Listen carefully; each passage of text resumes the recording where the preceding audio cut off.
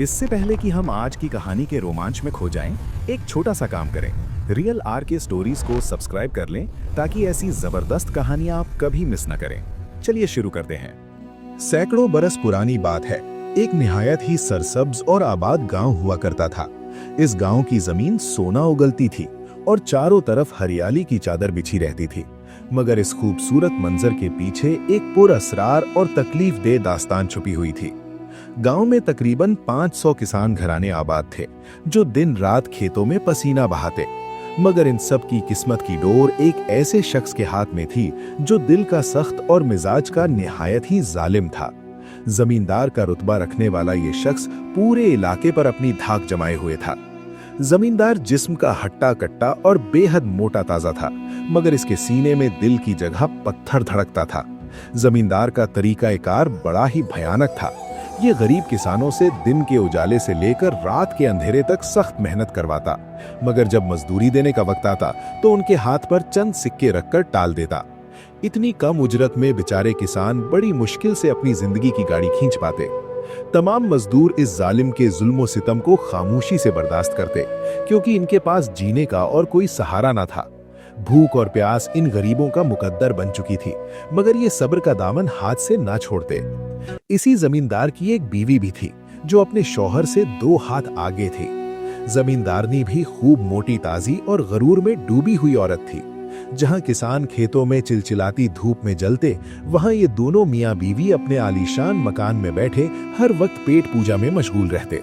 दिन में कई कई बार नाश्ते और तरह तरह के पकवान इनकी मेज की जीनत बनते, जबकि गरीब किसान एक सूखी रोटी और एक प्याला पानी के लिए तरसते। इसी गांव के एक छोटे से शिकस्ता घर में नैनोश नाम की एक 10 साला लड़की अपनी मां के साथ रहती थी। नैनोश की मां एक बेवा औरत थी, जो जमींदार के खेतों में दिन रात मशक्कत करती ताकि अपनी बेटी का पेट पाल सके। नैनोश बचपन ही से नेक सीरत, मेहनती और निहायत ही हसीन मिजाज की मालिक थी। जब नैनोश की मां खेत में काम करने जाती तो ये नन्ही जान भी अपनी वालिदा का हाथ बटाने के लिए वहां पहुंच जाती। एक दोपहर का जिक्र है। सूरज पूरी आबोताब से चमक रहा था। नैनोश की मां खेत में पसीने से शराबोर काम कर रही थी। भूख और थकान से मां का बुरा हाल था। मां ने अपनी बेटी को पास बुलाया और कहा, बेटी, ये कुछ सूखी रोटियां ले जाओ और चश्मे के ठंडे पानी में भिगोकर नरम कर लाओ, ताकि हम 2 घड़ी बैठकर पेट की आग बुझा सकें। और हाँ, इस खाली बर्तन में पानी भी भरती लाना। नैनोश ने अदब से सर झुकाया और कहा, जी अम्मी, अभी जाती हूँ। लड़की रोटियां लेकर चश्मे की तरफ चल दी। चश्मे का पानी शीशे की तरह साफ और ठंडा था। नैनोश ने रोटियां पानी में भिगोई और इन्हें नरम करने लगी। अभी ये नन्ही बच्ची बर्तन में पानी भर ही रही थी कि अचानक कानों में एक ज़ईफ और थकी हुई आवाज पड़ी, एह प्यारी बेटी, मैं 2 दिन से भूखी हूँ, क्या मुझे कुछ खाने को मिल सकता है? नैनोश ने मुड़कर देखा तो पीछे एक बूढ़ी फकीरनी खड़ी थी। फकीरनी के चेहरे पर झुर्रियां थीं और आंखों से बेबसी टपक रही थी। ये बूढ़ी औरत इस तरह देख रही थी जैसे रहम की भीख मांग रही हो। नैनोश का दिल भर आया। ये लड़की खुद भी भूखी थी और माँ भी खेत में रोटियों का इंतजार कर रही थी, मगर उस बूढ़ी औरत की हालत देखकर नैनोश से रहा न गया। नैनोश ने बिना कुछ सोचे वो नरम की हुई रोटियां उस बूढ़ी औरत के हवाले कर दी। फकीरनी रोटियां देखकर निहायत खुश हुई और इन्हें बड़े शौक से खाने लगी। जब फकीरनी फारिग हुई तो नैनोश की तरफ देखा और मुस्कुराकर बोली, बेटी, तेरी इस नेकी और हमदर्दी ने मेरा दिल जीत लिया है। तूने अपनी भूख की परवाह न करते हुए एक बूढ़ी माँ का पेट भरा है। इसके बदले में मैं तुझे एक नायाब तोहफा देती हूँ। फकीरनी ने नैनोश के खाली बर्तन पर कुछ दुआया कलिमात पढ़कर दम किया और कहा, ये बर्तन अब कोई आम बर्तन नहीं रहा। जब भी तुझे जरूरत हो तू इस बर्तन से कहना, ए खाली बर्तन, तू मुझे खुशहाल कर दे। इसके बाद अपना बायां हाथ इसके अंदर फेरना। तू देखेगी कि ये दूध की मलाई और शहद से भर जाएगा।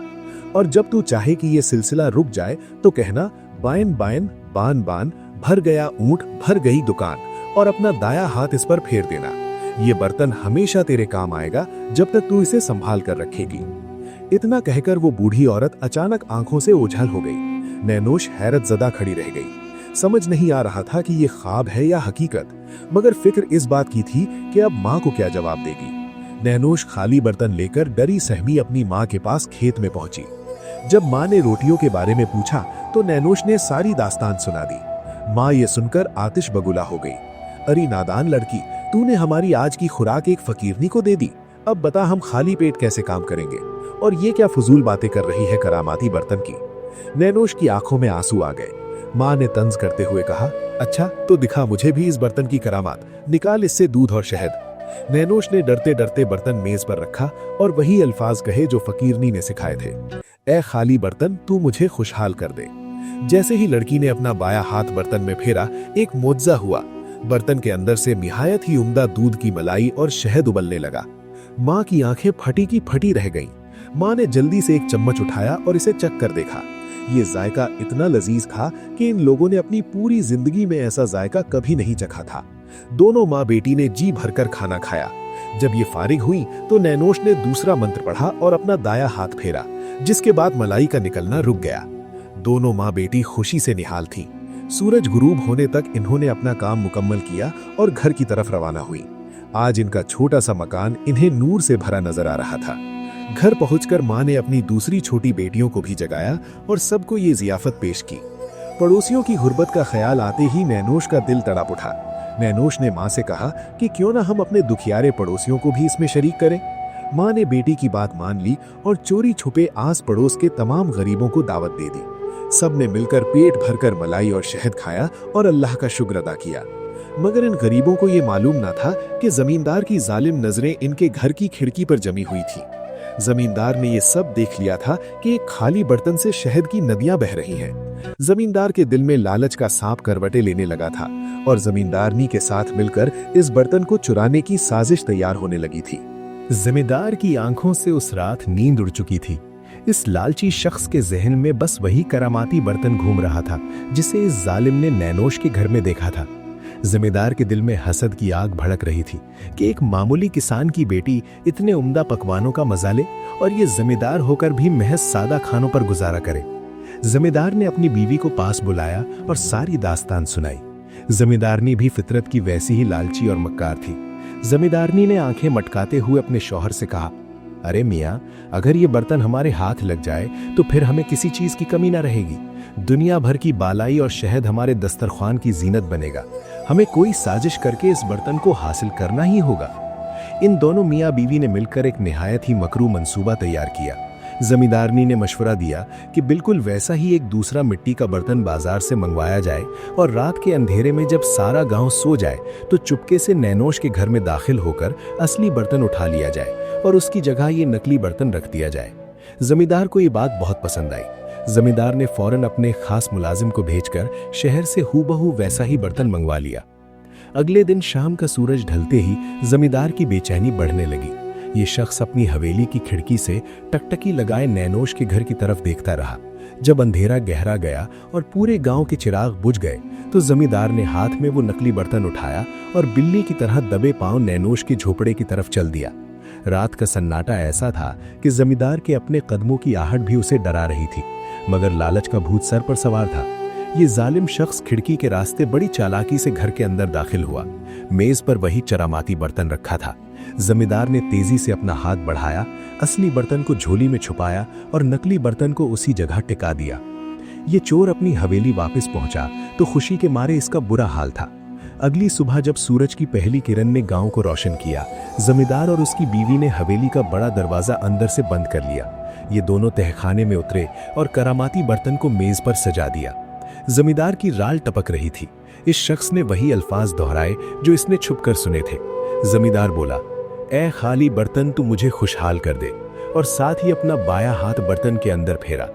अभी चंद लम्हे ही गुजरे थे कि बर्तन के अंदर से उम्दा और गाढ़ी सफेद मलाई उबलने लगी और साथ ही सुनहरी शहद की धार बहने लगी। ये नजारा देखकर दोनों मियाँ बीवी खुशी से नाचने लगे।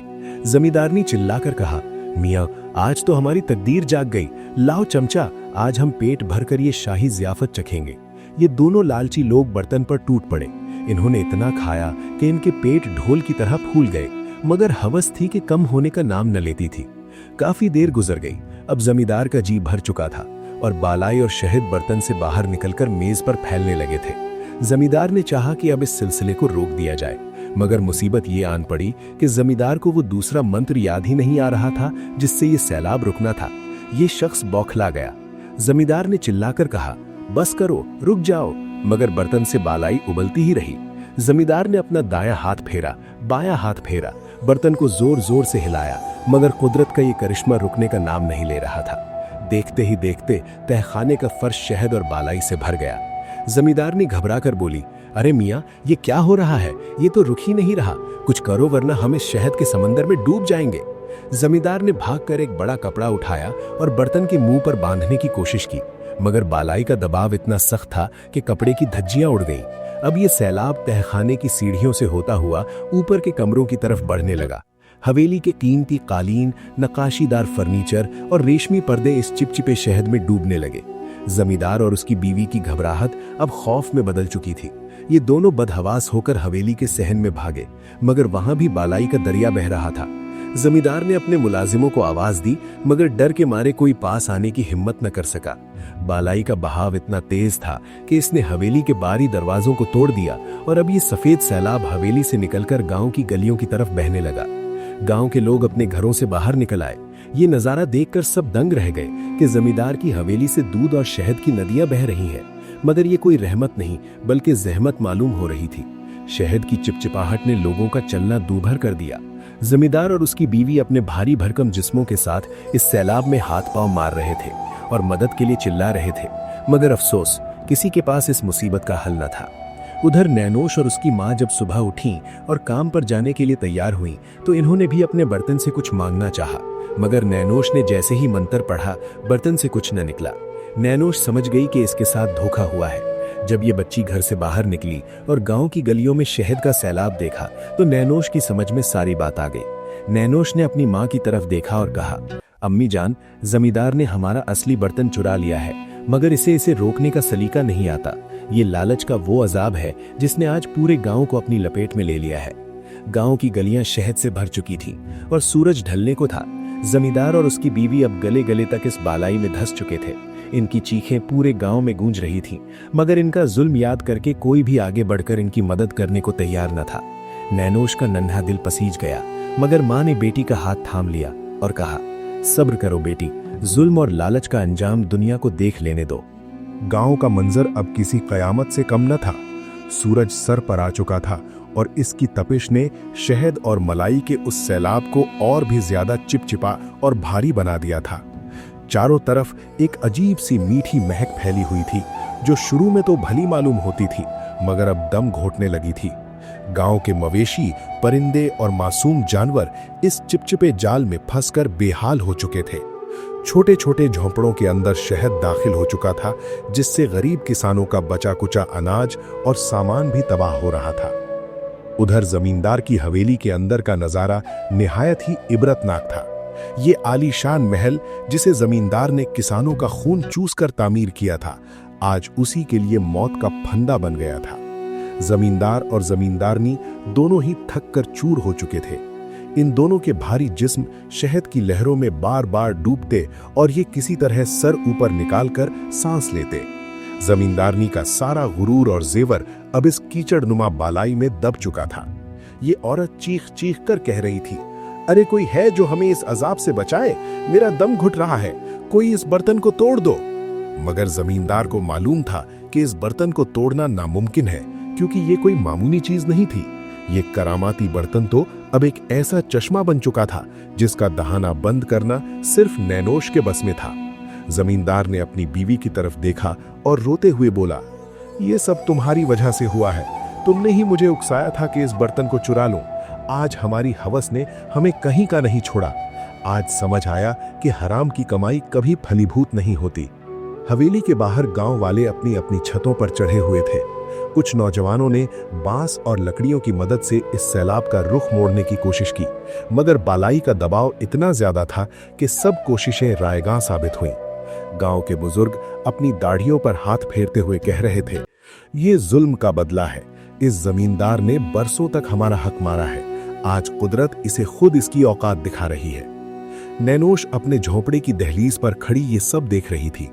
इस मासूम बच्ची की आंखों में आंसू थे। नैनोश ने अपनी माँ का पल्लू पकड़ा और निहायत ही आजिजी से कहा, अम्मी जान, मुझे जमींदार की तकलीफ देखी नहीं जा रही। ये सच है कि इस शख्स ने हमारे साथ बुरा किया, मगर हम तो बुरा नहीं कर सकते ना। अगर ये सैलाब न रुका तो पूरा गांव तबाह हो जाएगा। हमारे भाई बहन और बेजुबान जानवर सब मारे जाएंगे। हमें हवेली तक पहुंचना होगा।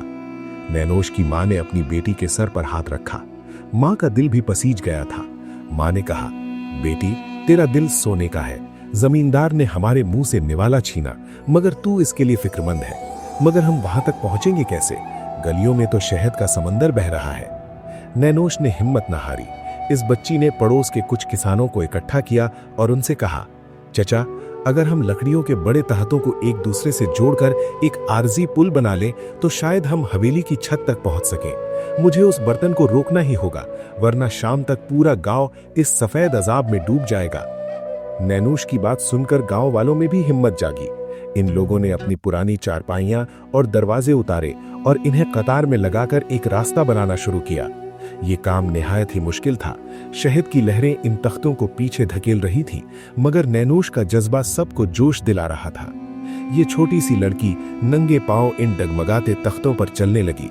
मां पीछे पीछे दुआएं पढ़ रही थी।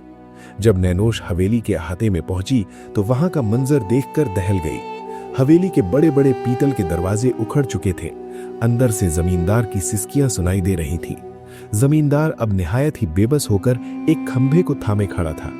जैसे ही इस जालिम ने नैनोश को देखा, इसकी आंखों में उम्मीद की एक किरण जागी। जमींदार ने हाथ जोड़कर कहा, बेटी, मुझे माफ कर दो। मुझसे बहुत बड़ी खता हो गई। मैं तुम्हारा बर्तन लौटा दूंगा, तुम्हारी सारी मजदूरी भी अदा कर दूंगा। बस इस कहर को रोक दो, मेरी जान बचा लो। नैनोश ने जमींदार की तरफ एक हिकारत भरी नजर तक न डाली, बल्कि इसकी तवज्जो उस मेज पर थी जो अब शहद के ऊपर तैर रही थी और जिस पर वही करामाती बर्तन रखा हुआ था। ये बर्तन अब भी किसी आग की तरह बालाई उगल रहा था। नैनोश ने गहरे सांस लिए और अपने हाथ आसमान की तरफ उठाए। इस बच्ची ने महसूस किया कि ये ताकत सिर्फ एक बर्तन की नहीं, बल्कि उस दुआ की है जो उस बूढ़ी फकीरनी ने दी थी। नैनोश ने डगमगाते हुए कदमों से मेज के करीब पहुंचने की कोशिश की। इसके पांव शहद में धंस रहे थे और इसे ऐसा लग रहा था जैसे जमीन इसे अपनी तरफ खींच रही है। मगर नैनोश के जहन में अपने गांव के उन मासूम बच्चों के चेहरे थे जिनके घर तबाह हो रहे थे। आखिरकार इसने मेज का कोना पकड़ लिया। बर्तन बिल्कुल सामने था। इसकी चमक पहले से कहीं ज्यादा तेज हो गई थी। गांव के तमाम लोग जो अब हवेली की दीवारों और आसपास की छतों पर जमा हो चुके थे, अपनी सांसें रोककर इस मंजर को देख रहे थे। सबका दिल धड़क रहा था। क्या ये नन्ही सी जान इस तूफान को रोक पाएगी? क्या जमींदार का तकब्बुर आज मिट्टी में मिल जाएगा? नैनोश ने अपना दाहिना हाथ आहिस्ता से बर्तन के मुंह पर रखा। बर्तन से निकलने वाली बालाई की गर्माहट इसे महसूस हो रही थी। नैनोश ने अपनी आंखें बंद की और वही जादुई अल्फाज जोर से पुकारे जिन्हें सुनकर शहद का उबलना बंद होना था। नैनोश की आवाज में एक अजीब सा रूहानी सुकून और जलाल था। बैन बैन, बान बान, भर गया ऊंट, भर गई दुकान। इन लफ्जों के अदा होते ही एक अजीब सी खामोशी छा गई, जैसे वक्त ठहर गया हो। बर्तन से निकलने वाला वो तेज बहाव अचानक थम गया। जो बालाई हवेली की दीवारों से टकरा रही थी, वो नीचे बैठने लगी। सैलाब की लहरों ने अपनी हरकत बंद कर दी। नैनोश ने बर्तन को सीने से लगा लिया। मगर क्या ये खामोशी आने वाले किसी और बड़े वाकये का पेश खैमा थी? क्या जमींदार अपनी जान बच जाने के बाद अपनी हरकतें छोड़ देगा, या फिर लालच की ये दास्तान अभी और भी गहरे मोड़ लेने वाली थी? नैनोश को अभी यह मालूम न था कि इस बर्तन को हासिल करने के लिए जमींदार के कुछ और भी दुश्मन घात लगाए बैठे थे। बाला का सैलाब थमते ही पूरे गांव ने सुख का सांस लिया। नैनोश ने जैसे ही मंत्र मुकम्मल किया, हवेली के अंदर जमा शहद आहिस्ता आहिस्ता जमीन में जज्ब होने लगा। मगर अफसोस, लालच की उस दलदल ने जमींदार और जमींदारनी को पूरी तरह अपनी लपेट में ले लिया था। जब गांव वाले हवेली के अंदर दाखिल हुए तो वहां सिर्फ खामोशी का राज था। लालच के ये दोनों पुतले हमेशा के लिए खामोश हो चुके थे। इन दोनों को अपनी खुदगर्जी और दूसरों का हक मारने की इबरतनाक सजा मिल चुकी थी। नैनोश ने करामाती बर्तन उठाया और अपनी मां के साथ वापस अपने झोपड़ी की तरफ चल दी। पूरा गांव एक हफ्ते तक सफाई में लगा रहा और फिर सब ने मिलकर अल्लाह का शुक्र अदा किया कि इन्हें एक जालिम जमींदार से निजात मिली। वीडियो अच्छी लगी हो तो इसे लाइक जरूर करें और कमेंट्स में अपनी राय जरूर दें, और मजीद कहानियां सुनने के लिए चैनल को सब्सक्राइब करें। खुदा हाफिज।